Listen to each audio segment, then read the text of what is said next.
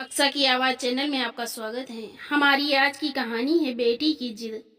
सारे जहां की खुशियां मैं तुझ पर लुटा दूं, जिस राह से तू गुजरे वहां फूल बिछा दूं।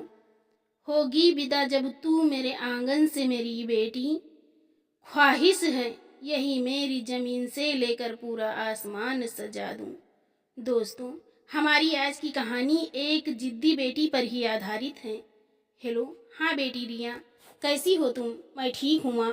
अच्छा बेटी, इस बार रक्षाबंधन पर यहाँ आओगी तो पूरे 1 सप्ताह की तैयारी करके आना। कितने दिन हो गए हैं तुमसे मिले हुए, देखने को तरस गई हूँ अपनी बेटी को। रिया की माँ अनीता जी ने कहा तो रिया बोली, लेकिन माँ, भाभी भी तो अपने मायके जा रही होंगी ना राखी बांधने। अरे नहीं बेटा, वह तो राखी पर अपने मायके जाने को कह रही थी, लेकिन मैंने ही उसे मना कर दिया। अब तू तो जानती है मेरे घुटने अब ज़्यादा काम नहीं करते, घर का सारा काम कौन करेगा, मुझसे तो नहीं होता। हाँ माँ, यह बात तो है। अभी इस उम्र में आप कहाँ इतना काम कर पाएंगी। रिया अपने कमरे में बैठी हुई अपनी माँ से फ़ोन पर बात कर रही थी कि तभी रिया के कानों में एक कड़कती हुई आवाज़ आई। रिया, कहाँ हो तुम? क्या हुआ बेटी, किसकी आवाज़ है? माँ, मुझे लगता है कि आज सूरज ऑफिस से जल्दी आ गए हैं, मैं आपसे बाद में बात करती हूँ। कहते हुए रिया ने फ़ोन रख दिया। रिया, तुम्हें मालूम है कि माँ की तबीयत ठीक नहीं रहती, फिर भी घर का काम करने के बजाय तुम यहाँ कमरे में बैठी हो। उधर माँ अकेले ही सारे कपड़े धो रही हैं, कुछ तो ख्याल करो। माँ ब्लड प्रेशर की मरीज हैं और अब उनकी उम्र भी हो चली है। अरे तो क्या हुआ, सारा दिन मैं भी तो काम करती हूँ, थक गई थी तो थोड़ी देर के लिए बैठ गई। रिया ने मुंह बनाते हुए कहा, अच्छा तो 1 कप चाय बना दो, आज बहुत सिर दर्द हो रहा है। सूरज ने कहा तो रिया चाय बनाने के लिए रसोई घर में चली गई। करीब 1 वर्ष पहले राधा जी रिया को अपने बड़े बेटे सूरज की पत्नी और अपने घर की बहू बनाकर लाई थी। छोटा बेटा अनुज अभी कंवारा था। सूरज के सामने तो रिया काम करने का दिखावा करती थी और उसके ऑफिस जाने के बाद अपनी माँ से फ़ोन पर बात करने बैठ जाती थी। घर में बर्तन और साफ सफाई के लिए काम वाली बाई लगी हुई थी, परंतु इसके अतिरिक्त घर का बाकी का सारा काम राधा जी को ही करना पड़ता था। जब भी राधा जी उसे काम में मदद करने के लिए आवाज़ लगाती तो रिया कोई ना कोई बहाना बनाकर टाल देती। अभी बचपना है, यह सोचकर राधा जी भी शुरू शुरू में उसे ज़्यादा काम करने को नहीं कहती थी, लेकिन शादी के 1 वर्ष बाद भी रिया ने किसी काम में दिलचस्पी नहीं दिखाई तो राधा जी ने उसे समझाना चाहा, देखो बेटा, अब अपने मायके से ध्यान हटाकर ससुराल की जिम्मेदारियों को समझो। इतना कहने की देर थी कि रिया ने घर में हंगामा खड़ा कर दिया। इस बात को लेकर सूरज और रिया के बीच जोरदार झगड़ा हुआ। उसके बाद राधा जी ने रिया को कुछ न कहना ही बेहतर समझा। रिया दिन भर फोन पर कभी अपनी माँ से तो कभी अपनी सहेलियों से बातें करती, अपनी मर्जी मुताबिक रहती। बस अपने पति सूरज के घर लौटने के समय रसोई घर में जाकर थोड़ा बहुत काम करने का दिखावा करने लगती थी। आज सूरज जल्दी आ गया तो अपनी माँ को इस तरह काम करते देख वह रिया पर भड़क उठा। रिया अपने पति सूरज के लिए रसोई घर में चाय बनाने गई, तभी अचानक आंगन से उसके सासू माँ के चिल्लाने की आवाज़ आई। क्या हुआ माँ? सूरज दौड़ता हुआ आया तो देखा कि उसकी माँ राधा जी फर्श पर फिसल कर गिर गई थी। उनसे उठा नहीं जा रहा था। सूरज ने रिया को आवाज़ दी और राधा जी को सहारा देते हुए कमरे में ले गया। राधा जी को पैर में बहुत दर्द हो रहा था तो उन्हें डॉक्टर के पास ले जाया गया। भगवान का शुक्र है हड्डी में कोई फ्रैक्चर नहीं आया है, लेकिन पैर में मोच आई है जिस कारण उन्हें इतना दर्द हो रहा है। अभी आपकी माताजी को कुछ दिन आराम करने की ज़रूरत है, डॉक्टर ने बताया तो सूरज की सांस में सांस आई। वह लोग राधा जी को घर ले आए। रिया डॉक्टर ने माँ को 1 सप्ताह बिस्तर से उठने को भी मना किया है, इसलिए तुम्हें माँ का खास ख्याल रखना है, उन्हें कोई तकलीफ नहीं होनी चाहिए। सूरज ने रिया को हिदायत दी तो रिया ने हाँ में सिर हिला दिया।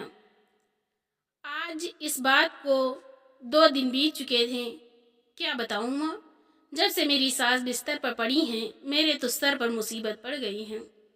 सारा दिन काम करते करते बुरी तरह थक जाती हूँ। पूरे 3 दिन हो गए हैं, न जाने कब उठने का नाम लेंगी बिस्तर से। रिया ने अपनी माँ अनीता जी से फ़ोन पर कहा तो वह बोली, बेटी मुझे तो लगता है तेरी सास को कोई चोट वोट लगी ही नहीं, वह यूं ही नाटकीय बिस्तर पर पड़ी हैं। तुझे ज़्यादा काम करने की ज़रूरत नहीं है, बैठे बैठे उन्हें यूं ही खिलाती रहेगी तो फिर तो तेरी सास बिस्तर से उठने का नाम ही नहीं लेंगी। हाँ माँ, बात तो आप ठीक कह रही हो। मैंने तो आज किटी पार्टी में जाने का प्रोग्राम भी कैंसिल कर दिया था। अब सोचती हूँ कि चली ही जाऊँ, पीछे सासू माँ अपने आप देख लेंगी। ठीक है माँ, अब फ़ोन रखती हूँ, पार्टी से आने के बाद बात करूँगी। घर का काम छोड़कर रिया शाम के समय पार्टी में चली गई। उसे लगा था कि सूरज को आने में अभी बहुत वक्त है, लेकिन उसे यह याद नहीं रहा कि 3 दिन बाद डॉक्टर ने राधा जी को फिर से दिखाने को कहा था। माँ को अस्पताल ले जाने के लिए सूरज जब घर आया तो देखा कि उसकी माँ धीमे कदमों से चलकर रसोई घर में जा रही थी। यह क्या माँ, कोई काम था तो रिया को कह देती। नहीं बेटा, बस गला सूख रहा था, इसलिए पानी पीने के लिए उठी थी, राधा जी ने कहा। तभी गेट खुलने की आवाज़ आई। कंधे पर पर्स लटकाए हाई हील से टक टक की आवाज़ करती रिया घर के अंदर दाखिल हुई तो सामने सूरज को खड़े देखकर उसकी हवाइयाँ उड़ गईं। रिया, यह तुम कहाँ से आ रही हो? सूरज ने पूछा तो रिया सकपकाती हुए बोली, वो मैं किटी पार्टी में। उसकी इतना कहने की देर थी कि सूरज गुस्से से उबल पड़ा। क्या, माँ को इस हालत में छोड़कर तुम किटी पार्टी पर चली गई थी? तो क्या हुआ, मेरी अपनी भी तो कोई जिंदगी है। रिया की बात सुनकर सूरज को बहुत गुस्सा आया, लेकिन किसी तरह अपने गुस्से को काबू में रखते हुए सूरज अपनी माँ के कमरे में जाने लगा। तभी सूरज का छोटा भाई अनुज ऑफिस से घर लौटा और बोला, भाभी बहुत तेज भूख लग रही है, जल्दी से खाना ला दो। तभी रिया बेशर्मी से बोली, यह हुक्म किसी और पर चलाना, मैं यहाँ की नौकरानी नहीं हूँ जो दिन भर तुम लोगों की सेवा में लगी रहूं। यह बात सुनकर रिया का देवर अनुज हक्का बक्का रह गया। वही कमरे में जाते सूरज के कानों में यह बात पड़ी तो उसका खून खौल उठा। वह उसी समय रिया के पास आया और खींचकर 2 तमाचे उसके मुंह पर जड़ दिए। बदतमीज, मेरी चुप्पी का यह मतलब नहीं है कि जो मुंह में आए तुम वह बोलती जाओ। यह क्या कर रहे हो भैया? अनुज ने अपने भाई सूरज का हाथ पकड़ते हुए कहा। तुमने मुझ पर हाथ उठाया, तुम्हारी तो मैं पुलिस कंप्लेंट करूंगी। जेल की सलाखों के पीछे न भिजवाया तो मेरा नाम भी रिया नहीं है। आंखों में आंसू लिए रिया बोली और पैर पटकते हुए कमरे में चली गई और अपनी माँ को फोन लगा दिया। इधर राधा जी ने सूरज से कहा, बेटा रोक ले बहू को, नहीं तो बहुत बड़ी मुसीबत खड़ी हो जाएगी। उसे जो करना है करने दो, डॉक्टर की अपॉइंटमेंट का टाइम हो गया है, हमें जाना है। कहते हुए सूरज ने राधा जी को सहारा दिया और गाड़ी में बिठाकर अस्पताल ले गया। इधर अनीता जी के पास रिया का फ़ोन आया तो वह बोली, अच्छा उसकी इतनी हिम्मत, तू जल्दी से फ़ोन रख और अपना बैग तैयार कर, मैं अभी तुझे लेने के लिए वहाँ पहुँच रही हूँ। प्रीति बहू, मैं रिया को लेने जा रही हूँ। समझते क्या हैं वह लोग अपने आप को, ऐसा कहकर अनीता जी घर से बाहर निकल गईं। थोड़ी देर में अनीता जी के पति घनश्याम जी अपने बेटे विकास के साथ दुकान से घर वापस आए तो यहाँ वहाँ देखते हुए प्रीति से बोले, बहू अनीता कहीं नज़र नहीं आ रही, कहीं गई है क्या? जी बाबूजी, माँ जी रिया को लेने गई हैं। यह सुनकर घनश्याम जी बोले, रिया को लेने गई हैं? अच्छा, रक्षाबंधन आ रहा है इसलिए लेने गई होंगी। नहीं बाबूजी, रिया का फ़ोन आया था, शायद उनके घर में फिर से लड़ाई झगड़ा हो गया है। यह सुनकर घनश्याम जी और विकास दोनों चिंता में पड़ गए। फिर विकास बोला, लेकिन इतनी जल्दी करने की क्या ज़रूरत थी? कम से कम यह तो पता करना चाहिए था कि गलती किसकी है। तो घनश्याम जी ने कहा, लेकिन बेटा, अपनी बेटी को परेशानी में देखकर रहा भी तो नहीं जाता था ना। कुछ दिन यहाँ रह लेगी तो मामला शांत हो जाएगा। ऐसा कहकर वह हाथ मुँह धोने चले गए। फिर विकास बोला, माँ भी हद करती हैं। उन लोगों के बीच लड़ाई हुई नहीं कि माँ तो जैसे तैयार बैठी थी रिया को घल्लाने के लिए। और जब सारी बात सुनेंगे तो गलती रिया की ही निकल कर आएगी। ये तो है, माँ जी को उसकी गलती नज़र ही नहीं आती। चलो छोड़ो, आप ज़्यादा चिंता मत करो, फ्रेश हो जाओ, मैं खाना लगाती हूँ। कहकर प्रीति रसोई घर में खाना पकाने चली गई। करीब 2 घंटे के बाद अनीता जी अपनी बेटी रिया को लेकर घर पहुंची। उस समय घनश्याम जी बाहर चारपाई पर लेटे हुए थे। यहाँ मैं अपनी बेटी के लिए परेशान हूँ और आप चैन की नींद सो रहे हैं, अनीता जी ने गुस्से से बोली तो घनश्याम जी की नींद खुल गई। अरे रिया बेटी, तुम आ गई, आओ बैठो। लेकिन अनीता, तुम लोगों को आने में इतनी देर कैसे हो गई? घनश्याम जी ने पूछा तो अनीता जी बोली, एक जरूरी काम और निपटाना था, बस वही करने में लग गया। जरूरी काम? ऐसा कौन सा जरूरी काम था? घनश्याम जी ने पूछा तो रिया बात को पलटते हुए बोली, बाबूजी, आपको तो अपनी बेटी की चिंता ही नहीं है। यह तो मेरी माँ है जो मेरा इतना ख्याल रखती हैं। फिर अनीता जी बोली, बेटी, मेरे रहते हुए तुझे चिंता करने की कोई ज़रूरत नहीं है। उनको तो मैं ऐसा सबक सिखाऊंगी कि ज़िंदगी भर याद रखेंगे।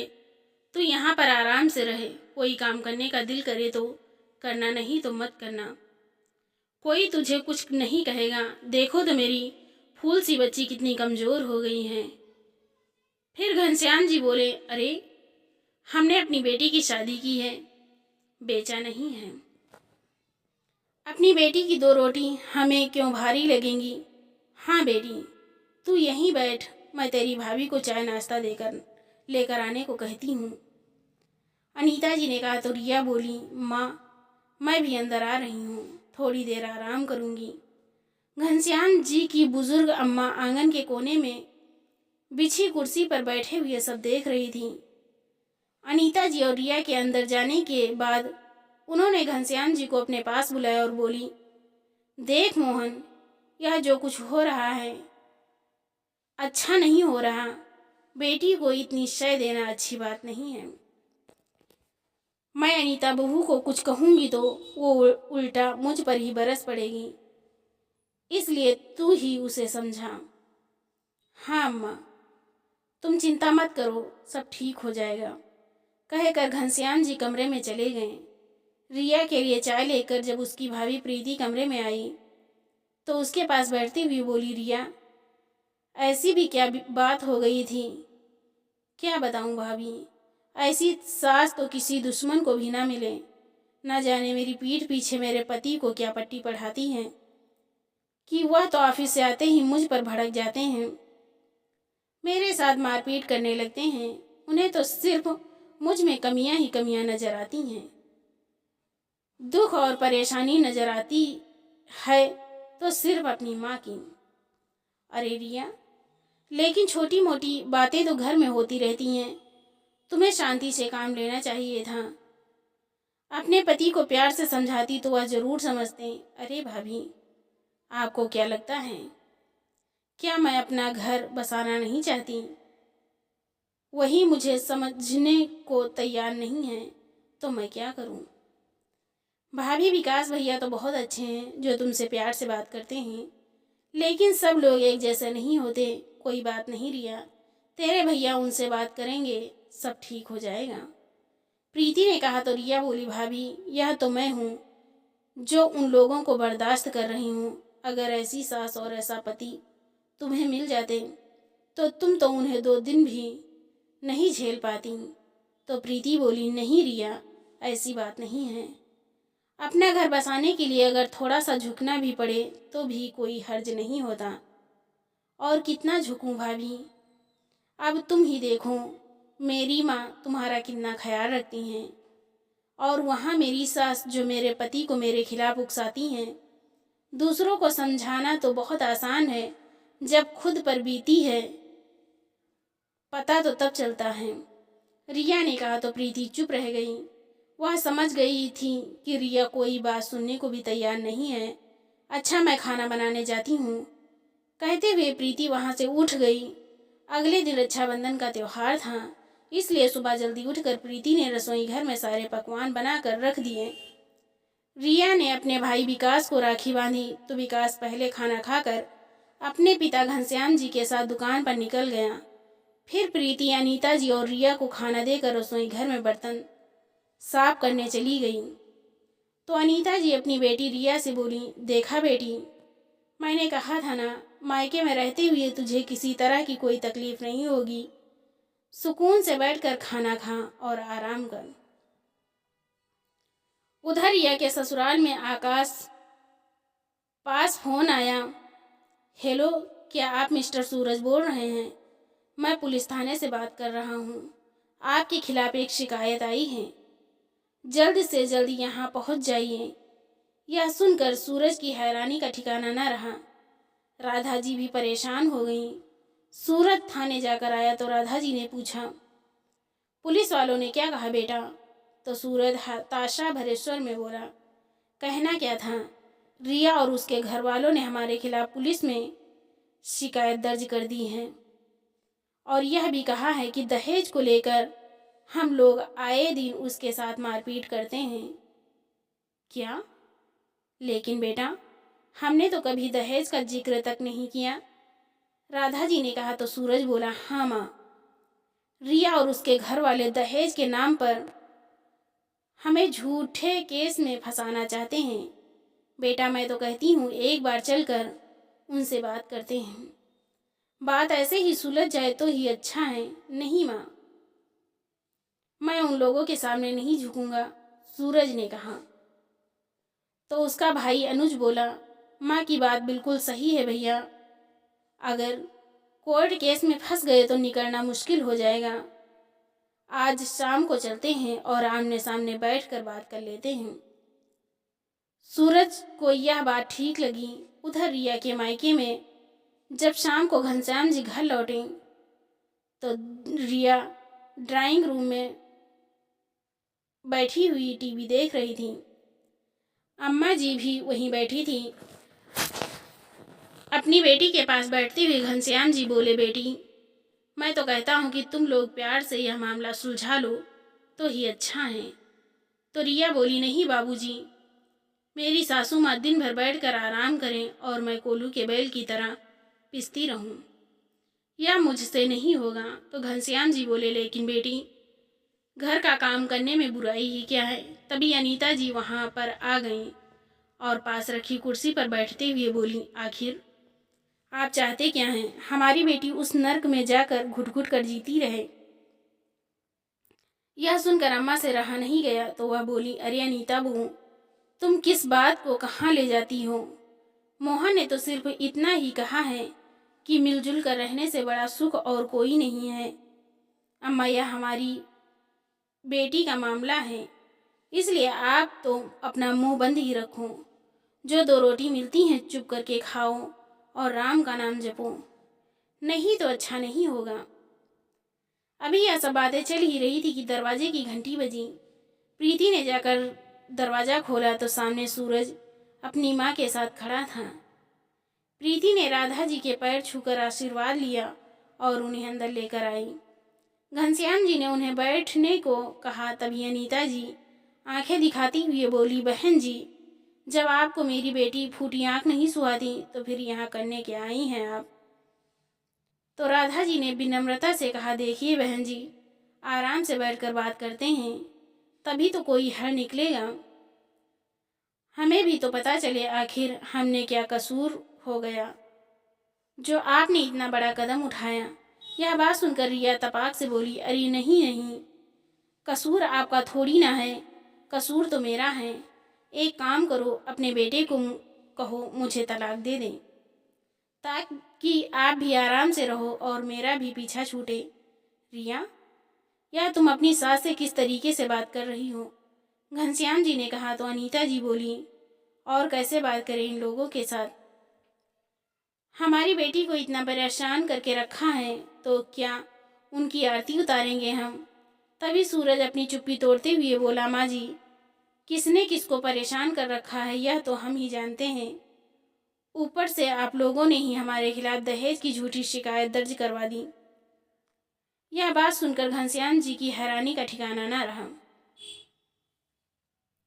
उधर प्रीति और विकास भी हक्के बक्के खड़े थे। किसी को इस बारे में कुछ मालूम नहीं था, लेकिन हमने तो कोई शिकायत नहीं की। घनश्याम जी ने कहा तो अनीता जी बोली, शिकायत मैंने की है। मेरी बेटी पर हाथ उठाने की हिम्मत कैसे हुई इन लोगों की? तभी प्रीति सबके लिए चाय बनाकर ले आई तो राधा जी ने कहा, भाई साहब, बहू तो आपके घर में भी है, क्या वह अपने ससुराल की जिम्मेदारी नहीं संभालती? अगर हम अपनी बहू से यही उपेक्षा रखते हैं तो इसमें गलत क्या है? इस पर जो बातें उसने हमें सुनाई उसे हम तो क्या कोई भी सहन नहीं करेगा। तो अनीता जी ने कहा, अरे मैंने तो अपनी बहू को बेटी की तरह रखा हुआ है, लेकिन आपने तो कभी रिया को अपनी बेटी समझा ही नहीं।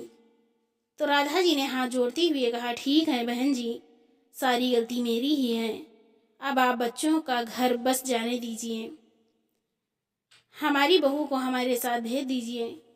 बहन जी, चाहते तो हम भी यही हैं कि हमारी बेटी अपने ससुराल में हंसी खुशी से रहे। अभी घनश्याम जी बोल ही रहे थे कि अनीता जी उनकी बात काटते हुए बोली, अरे लेकिन आप बसने कहाँ देती मेरी बेटी को? आपके कहने पर ही सूरज उसे हर रोज मारता पीटता है। तो राधा जी ने कहा, मेरे बेटे ने रिया पर सिर्फ एक बार हाथ उठाया है, और वह भी तब जब उसने बदतमीजी की सारी हदें पार कर दी थी। यकीन ना हो तो पूछ लीजिए अपनी बेटी से। तभी घनश्याम जी बोले, अनीता, तू मैं तो सभी घरों में होती है। रिया को उसके ससुराल वाले लेने आए हैं तो उसे उनके साथ भेजना ही ठीक रहेगा। हाँ माँ जी, बेटी का घर बसाने में ही समझदारी है, प्रीति ने कहा। तो अनीता जी बोली, अपनी बेटी की शादी ऐसे घर में करके एक गलती तो हम कर ही चुके हैं, लेकिन अब उसे दोबारा उस घर में भेजकर मैं दूसरी गलती नहीं करूँगी। और बहन जी, आप जिस मुंह से यहाँ आए हो उसी मुंह से वापस चले जाओ। मैं अपनी बेटी आपके साथ हरगिज नहीं भेजूंगी। विकास ने भी अपनी माँ को लाख समझाने की कोशिश की, लेकिन ना तो अनीता जी मानी और ना ही रिया जाने को तैयार थी। यह सब सुनकर सूरज बोला, बस माँ, अब यहाँ खड़े रहकर हम लोग अपनी और बेइज्जती नहीं करवाएंगे। अभी के अभी यहाँ से चलो। जाते जाते राधा जी ने घनश्याम जी से कहा, भाई साहब, मैं तो यह सोच कर आई थी कि अब आप ही इस बात का कोई हल निकालेंगे, लेकिन यहाँ तो कोई आपकी ही सुनने को तैयार नहीं है, तो हमारी क्या सुनेंगे? हो सके तो पुलिस में की गई झूठी शिकायत वापस ले लीजिएगा। अच्छा, चलते हैं। अरे नहीं बहन जी, बैठ कर बात करते हैं, घनश्याम जी ने कहा। लेकिन सूरज राधा जी को लेकर वापस चला गया। फिर घनश्याम जी अपनी पत्नी से बोले, थाने में जो शिकायत तुमने की है उसे अभी के अभी जाकर वापस लो। अरे मुझे जो करना है मैं देख लूँगी, आप अपना काम करो। अनीता, मुझे नहीं लगता तुम अपनी बेटी का घर बसने दोगी। वह लोग तो रिया को ले जाने के लिए आए थे, लेकिन सिर्फ तुम्हारे कारण बनी बनाई बात बिगड़ गई। तभी विकास रिया से बोला, रिया, एक बात सच सच बताना, क्या सूरज तुझे दहेज के लिए मारता पीटता है? क्यों भाई, आपको मुझ पर यकीन नहीं है? रिया ने कहा। तो अनीता जी बोली, इन सब बातों के लिए घर के बड़े बड़े बैठे हैं, तुझे इसमें पंचायती करने की ज़रूरत नहीं है। माँ, घर के बड़े अगर संभाल सकते तो बात को संभाल लेते और रिया को उसके ससुराल वालों के साथ भेज देते। फिर रिया बोली, बाबूजी, आप लोग मिलकर मुझे फांसी पर क्यों नहीं चढ़ा देते? आपकी भी परेशानी दूर होगी और मेरे ससुराल वालों की भी। सब ने मिलकर बस मुझे भेजने की ही रट लगाई हुई है, एक माँ हैं जो मुझे समझती हैं। तो प्रीति ने कहा, रिया, हम तुम्हारे घर के लोग हैं, तुम्हारा भला चाहते हैं। तुम खुद ही सोचो, हम हमेशा के लिए मायके में तो नहीं रहा जा सकता ना। अरे भाभी, आपको अच्छा घर मिल गया है, तभी आपके मुंह में जबान आ गई है। रिया ने कहा तो अनीता जी गुस्से से बोली, बहू, अपना ज्ञान अपने पास ही रखो, मैं सब जानती हूँ। तुम जाकर रसोई का काम करो।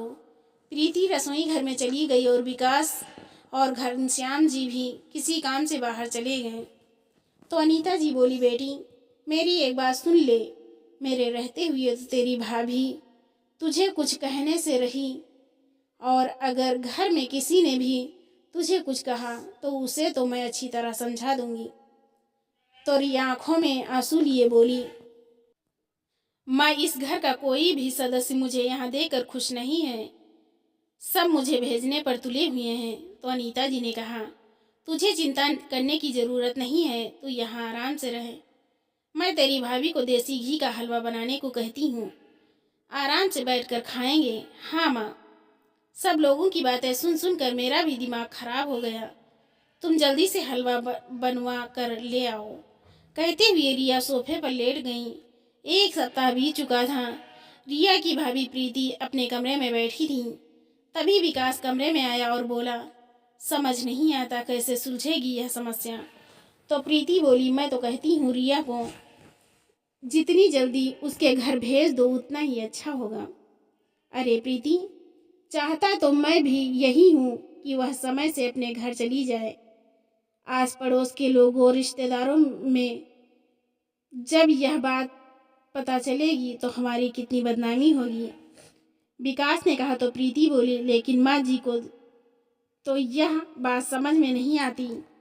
उस दिन जब रिया के ससुराल वाले घर आए थे तो उनकी बात सुनकर भी रिया की ही गलती नजर आ रही थी। अरे प्रीति, गलती तो सारी रिया की है। शादी से पहले पूरे 24 साल वह इस घर में रही, क्या मैं उसके स्वभाव को नहीं जानता? फिर प्रीति बोली, फिर भी माँ जी तो हमेशा उसकी ही तरफदारी करती हैं। अगर इसी तरह चलता रहा तो हमारे घर में ही झगड़े होने शुरू हो जाएंगे। रिया तो किसी काम को हाथ नहीं लगाती, खाना खाती है तो थाली सरका देती है, पानी का गिलास तक खुद भर कर नहीं पीती। माँ मुझे ऑर्डर करती हैं और मैं उसे पानी ला कर देती हूँ। अब घर में सदस्य बढ़ेंगे तो क्या काम नहीं बढ़ेगा? सारा दिन घर का काम करते करते मैं भी थक जाती हूँ।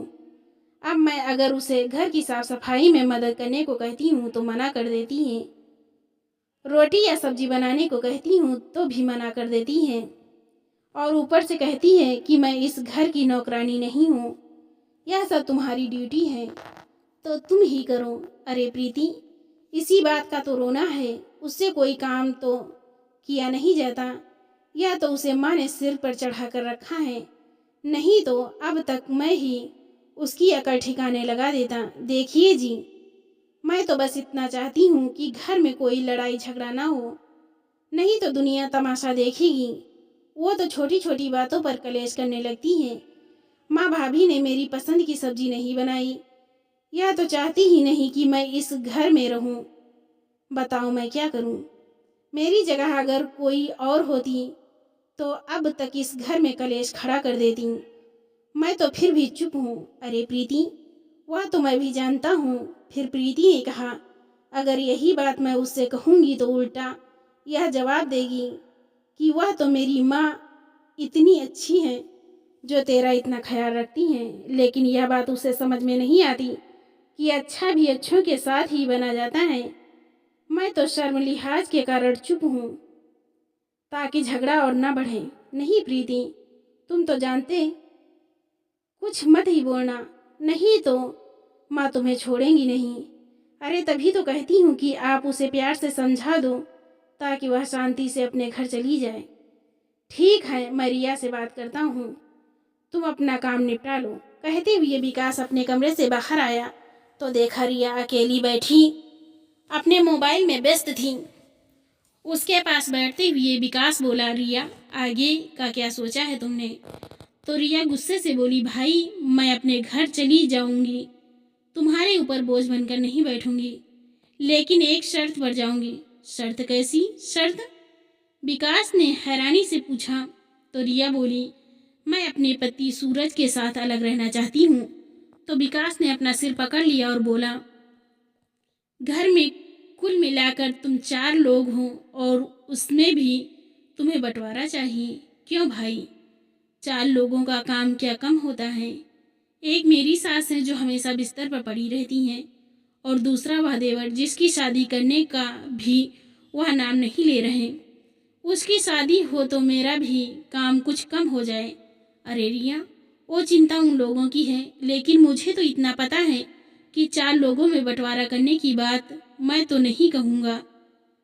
तो ठीक है, अगर बंटवारा नहीं होगा तो मैं भी नहीं जाऊँगी, क्योंकि मुझसे इतना काम नहीं होता।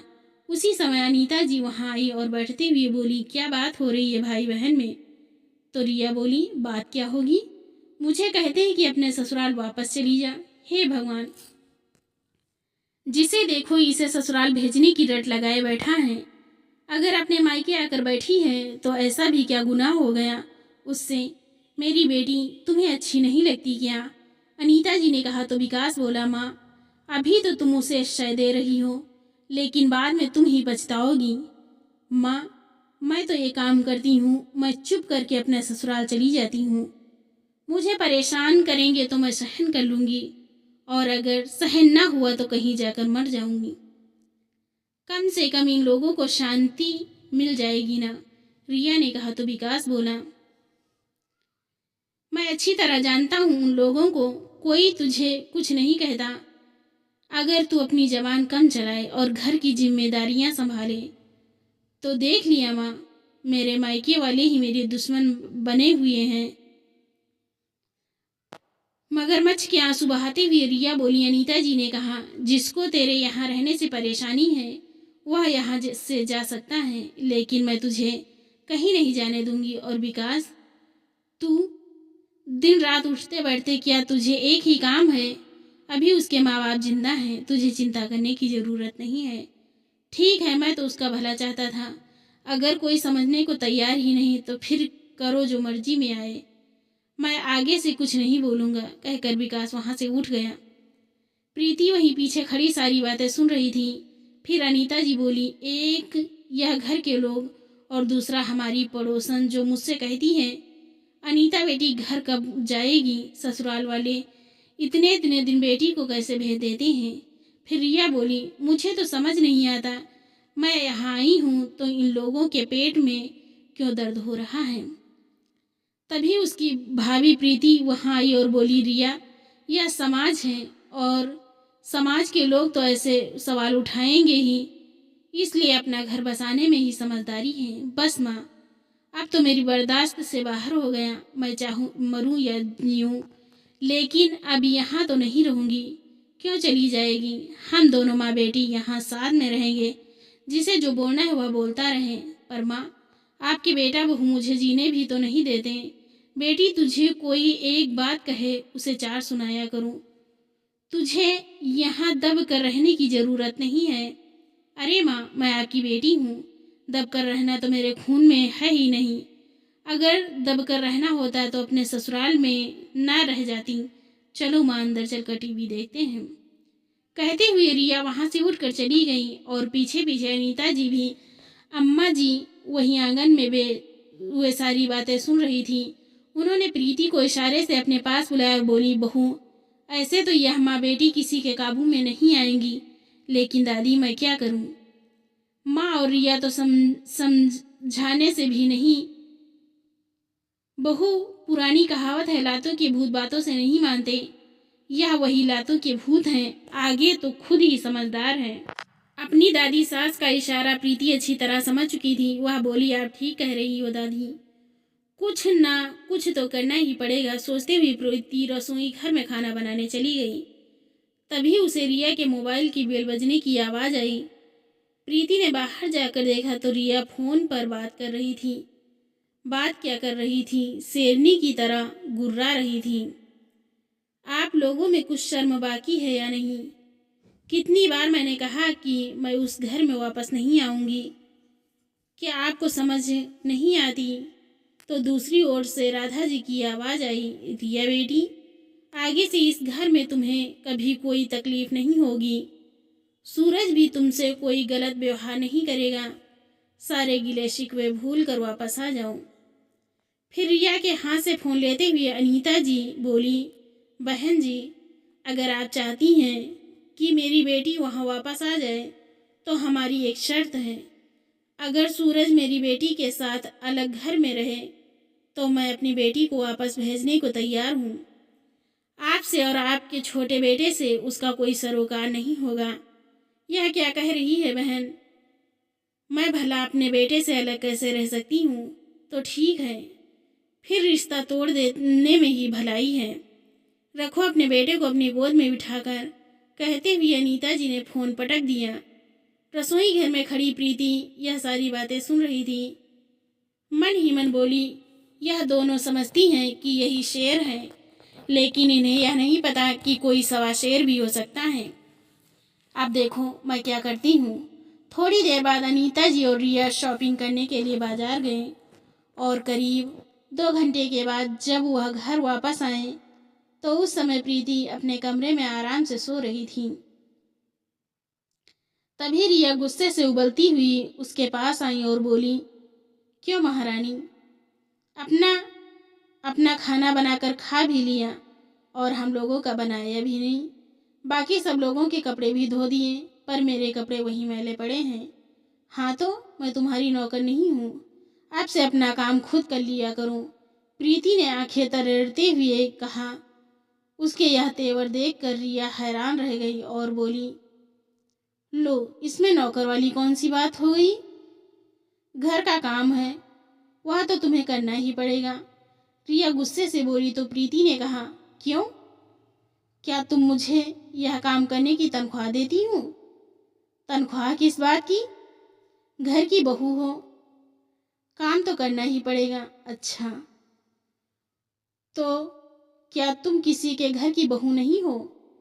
अपनी जिम्मेदारी से भागकर तुम क्यों यहाँ आकर बैठ गई हो? अब से तुम अपना काम खुद करोगी, मुझ पर रोक जमाने की ज़रूरत नहीं है। अब अपनी जबान पर ताला लगाकर अपना काम करना शुरू कर दो। क्या हो रहा है यह सब? और प्रीति बहू, तुम अपनी ननद से किस तरीके से बात कर रही हो?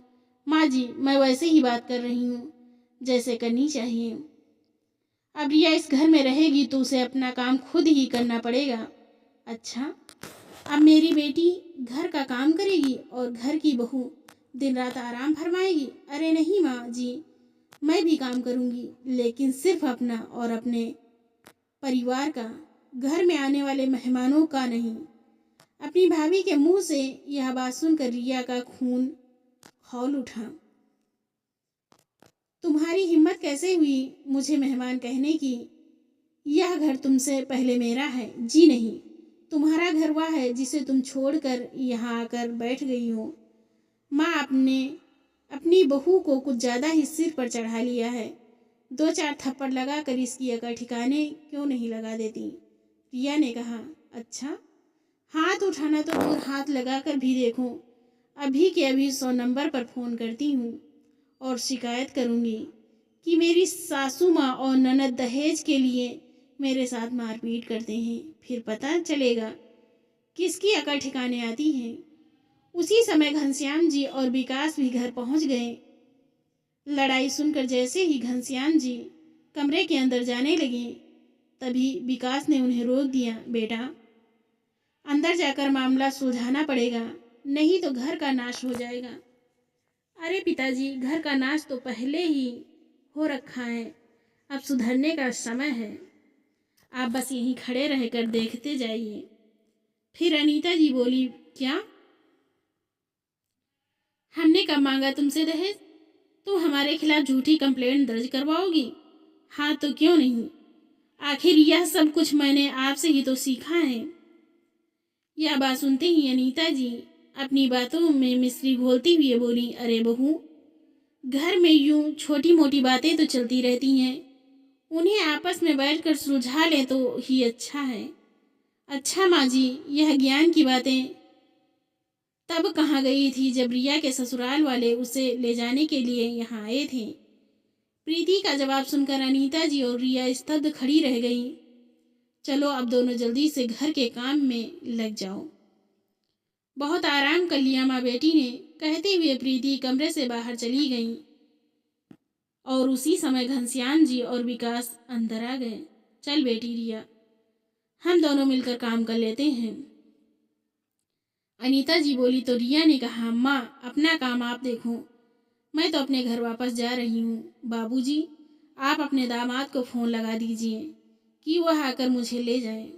हाँ बेटी, यह तूने बिल्कुल सही फैसला लिया। मैं अभी सूरज को आने के लिए कहता हूँ। कहते हुए घनश्याम जी ने सूरज को फ़ोन लगाया तो दूसरी ओर से जो बातें उन्हें सुनने को मिली, उनकी हैरानी का ठिकाना न रहा। फ़ोन रखते हुए वो बोले, अनीता एक बात तो बताओ, क्या कल राधा जी का फ़ोन आया था? हाँ फ़ोन तो आया था, रिया को वापस आने के लिए कह रही थी। अच्छा, तो तुमने क्या कहा? घनश्याम जी ने गुस्से से पूछा तो अनीता जी कुछ बोल ही नहीं पाई। तभी घनश्याम जी ने अपनी पत्नी के मुंह पर एक जोरदार तमाचा रसीद कर रख दिया और बोले, तुम माँ हो या दुश्मन जो अपनी बेटी का घर बसने ही नहीं देना चाहती। हमारे घर से बेइज्जत होकर जाने के बावजूद उन्होंने फिर से फ़ोन किया और उनके सामने तुमने एक नई शर्त रख दी कि पहले घर का बंटवारा करो, फिर हमारी बेटी वापस आएगी। उसी समय रिया बोली, अरे बाबूजी, मैं अब तो जा रही हूँ, फिर माँ का कसूर क्यों निकाल रहे हो? तभी एक और झनाटेदार थप्पड़ रिया के गाल पर पड़ा। यह देखती हुई अम्मा जी बोली, घनश्याम, अगर यह थप्पड़ तूने पहले लगाए होते तो आज घर उजड़ने की नौबत ही नहीं आती। फिर गुस्से से उबलते घनश्याम जी बोले, बदतमीज लड़की, अब सूरज तुम्हारे साथ कोई रिश्ता नहीं रखना चाहता।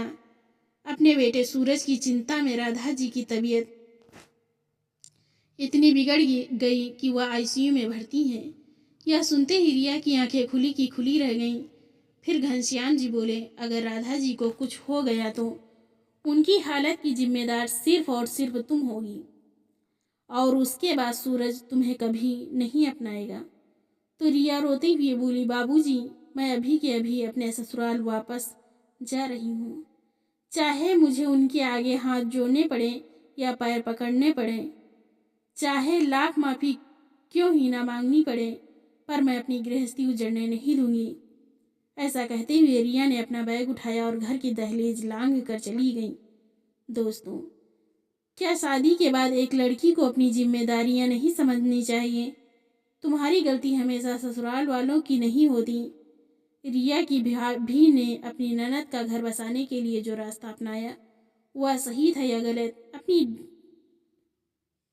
डॉल कमेंट में करके हमें ज़रूर बताइएगा। तो दोस्तों, अगर आपने हमारे चैनल को सब्सक्राइब नहीं किया तो सब्सक्राइब करना बिल्कुल ना भूलें।